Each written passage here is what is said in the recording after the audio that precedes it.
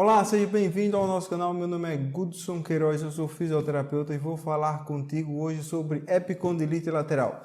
Mas se você ainda não é inscrito, se inscreva em nosso canal e dê uma curtida se você gostou do vídeo. Vamos falar sobre epicondilite. Primeiro termo, ite quer dizer inflamação. Sufixo ite, inflamação.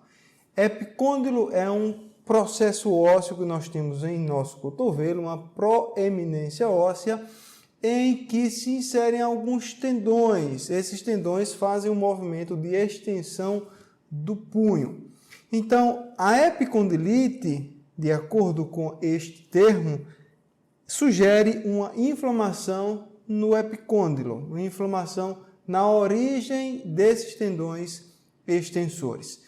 Porém, estudos histológicos têm observado que essa inflamação, esse período inflamatório, ele acontece por um período bastante limitado, nas fases bastante iniciais da doença. Então, o termo foi substituído e é mais atualmente utilizado de forma correta, o termo epicondilalgia, que descreve uma dor a nível do epicôndilo. Então, hoje nós utilizamos muito mais o termo epicondilalgia, quer dizer dor no epicôndilo, do que propriamente dito uma epicondilite. Por quê? Os estudos têm observado que após esse processo inflamatório ter cessado, se dá origem a um processo degenerativo na grande maioria das vezes, com infiltração de fibroblastos e uma angiogênese, que é nada mais, nada menos que a formação de novos vasos para tentar nutrir melhor aquela área. Junto com o vaso vai vir sempre um nervinho e um brotamento nervoso pode também gerar os sintomas do paciente. Então, a primeira coisa que a gente tem que entender é que o processo inflamatório é limitado. Por que é importante entender isso? Porque se a gente entender que o processo inflamatório está presente em todas as fases da doença, nós vamos fazer uma terapia anti-inflamatória, tanto nós fisioterapeutas como o seu médico, e nem sempre vai surtir o efeito, porque a inflamação não está presente. Então, se a gente parte de um princípio errado, que existe uma inflamação em todas as fases da doença, a gente vai tratar tentando controlar uma inflamação que não existe, a gente não vai obter o sucesso no paciente. Então, é importante a definição do termo sim. Então, já que a gente sabe que existe um processo degenerativo, o que é que ocorre nesse processo degenerativo? Após esse período inicial de 24 a 72 horas de processo inflamatório passar, o paciente vai começar a ter um depósito de fibroblastos naquela região e uma alteração do tipo de colágeno. Geralmente nos nossos tendões nós temos uma predominância de colágeno tipo 1 e uma inferior quantidade de colágeno tipo 3. Colágeno tipo 1 é o colágeno mais maduro, colágeno tipo 3 é um colágeno mais imaturo. Então, quando nós temos o depósito de mais colágeno imaturo, nós vamos primeiro ter um tendão um pouco mais fraco.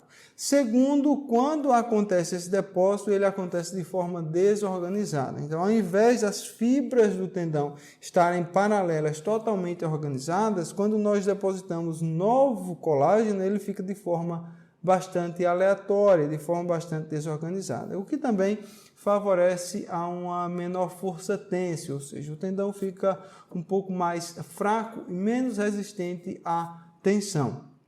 Então, já que nós sabemos que existe isso, se o paciente se apresentar para nós fisioterapeutas na fase inflamatória, nós devemos controlar esse processo inflamatório e depois fazer um treino para reorganizar essas fibras de colágeno. Mas não é só isso.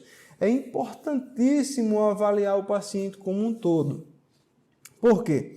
Porque muitas vezes essa epicondilite ela se apresenta como uma dor no cotovelo, mas na verdade o problema está distante do cotovelo. Como assim? Nós sabemos que a epicondilite pode afetar indivíduos atletas e não atletas. Indivíduos geralmente que fazem o uso desse membro de uma maneira excessiva. Na grande maioria das vezes, e as pesquisas já provaram isso, indivíduos que apresentam epicondilalgia ou epicondilite, eles apresentam uma fraqueza muito importante na musculatura do ombro e da cintura escapular. Então, como o ombro e cintura escapular estão fracos e não são capazes de controlar, absorver as forças ou exercer uma estabilidade proximal, a musculatura mais distal, ou seja, de cotovelo e punho, fica um pouco mais sobrecarregada e aí as dores aparecem como decorrência de uma sobrecarga do tendão.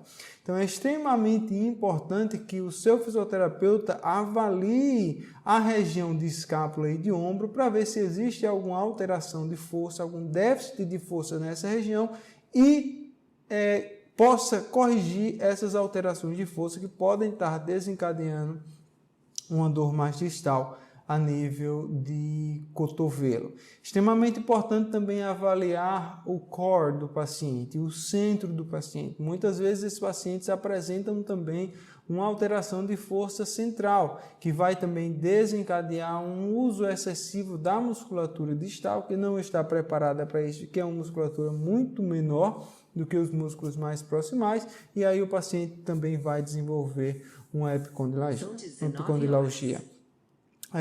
Nos casos de pacientes atletas que desenvolvem essa dor no cotovelo, provavelmente por causa de um uso excessivo durante a prática esportiva, nós também temos que avaliar todos esses aspectos, região de cintura escapular e core, mas também nós temos que ficar atento com algumas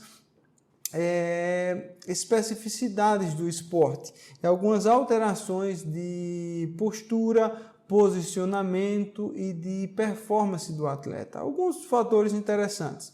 Pacientes atletas de tênis que desenvolvem epicondilalgia geralmente são pacientes que fazem uso da prática esportiva de forma amadora. Geralmente o profissional não vai desenvolver uma epicondilalgia porque os profissionais têm um gesto esportivo muito mais apurado. Geralmente, os indivíduos que apresentam epicondilalgia são amadores que realizam o backhand com muita extensão de punho. Então, quando o tenista está realizando o backhand, o punho deve permanecer em posição neutra. E os amadores geralmente tendem a fazer esse backhand com muita extensão de punho e sobrecarrega toda essa musculatura. Além também de uma fraqueza da musculatura da região escapular. Um outro fator são as cordas da raquete muito tensas. Isso também pode gerar uma maior vibração e sobrecarregar esses tendões extensores de punho. Um outro fator é a empunhadura incorreta. Então, se o paciente está jogando com uma raquete que tem um cabo muito grosso ou muito fino, ele vai fazer com que haja também uma sobrecarga desses tendões e o paciente pode vir a desenvolver dor, tá bom? Então, vamos falar um pouquinho de tratamento. O tratamento para a epicondilalgia, ela é muito específica, ou seja, o fisioterapeuta deve avaliar o paciente como um todo para avaliar quais são as necessidades, o que é que está causando primeiramente esses sintomas e identificando a causa, as possíveis causas do problema, o indivíduo, o fisioterapeuta vai tentar tratar esse paciente corrigindo essas causas fundamentais da epicondilite ou epicondilalgia lateral. Nós já falamos algumas causas comuns: fraqueza da musculatura de cintura escapular e ombro, uma pobre performance durante a prática esportiva, uso excessivo do membro durante as atividades diárias, digitação excessiva, gesto esportivo inadequado e uma fraqueza, um baixo condicionamento físico do membro superior e do core. Alguns tratamentos visam corrigir todos esses problemas. A grande maioria das vezes os fortalecimentos de membro superior são indicados para esse paciente, principalmente na fase subaguda ou na fase crônica. Outros tratamentos que têm muita evidência é a mobilização da região cervical do paciente, mesmo que ele não tenha um sintoma na cervical, porque aí nós vamos estar tratando os sintomas do paciente utilizando a neurofisiologia, fazendo uma inibição dessa dor através das manipulações da região cervical. Existe muita evidência com relação a isso que ajuda também.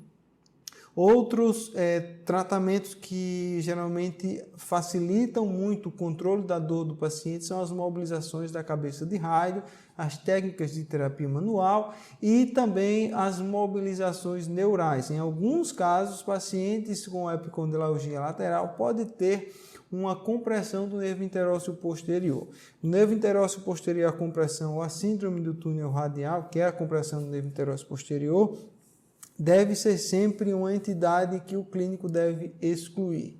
Em alguns casos, em torno de 5 a 10% dos casos, nós temos uma combinação dessas duas entidades clínicas, a epicondilalgia e a síndrome do nervo interósseo posterior. Como distinguir essas duas entidades? Geralmente, a epicondilalgia, o paciente vai sentir dor no epicôndilo ou muito próximo do epicôndilo. Já na síndrome do nervo interósseo posterior, o paciente vai sentir uma dor um pouquinho mais distal, cerca de 5 centímetros distal ao epicôndilo, e essa dor é uma dor mais profunda, ao contrário da epicondilalgia, que é uma dor mais superficial. Paciente com síndrome do nervo interósseo posterior também vai ser muito mais sensível àquele teste de neurodinâmica do nervo radial, em que o paciente fica deitado em supino e o examinador coloca o nervo radial sob tensão. Geralmente os pacientes sentem uma dor importante durante esse teste. E os pacientes também sentem uma melhora muito importante quando a gente faz as técnicas de mobilização da coluna cervical. Então, as técnicas de neurodinâmica também são indicadas para esses pacientes. Esses pacientes geralmente promovem um alívio de dor importante. Outro fator interessante que deve ser considerado é que o paciente deve tentar evitar aqueles movimentos que possam causar a dor. Se for um trabalhador braçal, ele deve evitar esse tipo de trabalho por um período de tempo até que esses tecidos se reparem e cicatrizem. Se for um atleta de tênis, ele deve evitar a prática do tênis por algumas semanas, também até que ele refine a sua prática esportiva e permita que os tecidos cicatrizem. E se for uma doméstica, dona de casa, ela vai ter que alterar um pouco as suas atividades diárias para permitir também a cicatrização desses tecidos. O seu fisioterapeuta vai conseguir elaborar um plano de tratamento que seja específico para as suas necessidades. E isso vai depender muito do que ele colher no exame físico.